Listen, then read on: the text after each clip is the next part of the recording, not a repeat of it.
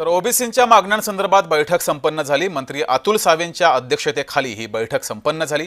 OBC नेत्यांचे प्रश्न मार्गी लावू अशी चर्चा या बैठकीत झालेली आहे असं अतुल सावे यांनी सुद्धा म्हटलंय। तर मुख्यमंत्री कुणबी समाजावर अन्याय होऊ देणार नाहीत, ओबीसी आरक्षणावर परिणाम होणार नाही असं बबनराव तायवाडे यांनी म्हटलंय। ज्यांना कोर्टात जायचंय त्यांनी जा, ज्यांना आंदोलन करायचं आहे त्यांनी करा, ओबीसी महासंघाचे अध्यक्ष बबनराव तायवाडे यांनी हे वक्तव्य केलंय।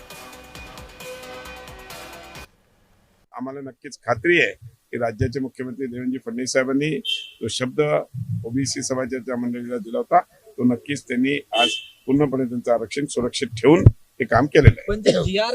काढलेले आहेत मराठा समाजाच्या आरक्षणाला धरून, त्या बाबतीत या बैठकीत काही चर्चा झाली का, किंवा त्या बाबतीत या ओबीसी नेत्यांनी तुमच्याकडे नाराजी व्यक्त केली का? कोणीही नाराजी व्यक्त केली नाही। इंटरप्रिटेशन त्याचं जे आहे ते आम्ही एक्सप्लेन केलं, ज्यावेळेस त्यांना इंटरप्रिटेशन वाचून त्याचं एक्सप्लेनेशन केलं, सगळे सॅटिस्फाईड आहेत।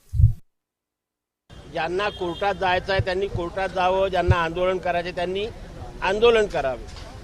समोरचं आंदोलन कोणत्या लोकांचं होतं, समोरच्या लोकांची मागणी कोणती होती, त्याच अनुषंगाने काढलेला हा शासन निर्णय आहे। आणि मी आपल्याला मागाशी जसं सांगितलं की सरसकट शब्द आंदोलनकर्त्यांनीच मागे घेतला आणि म्हणून त्यात मराठा समाजातील कुठल्याही व्यक्तीला कुणबी जातीचे प्रमाणपत्र पाहिजे असेल तर ती प्रक्रिया पूर्ण करायची आहे ना।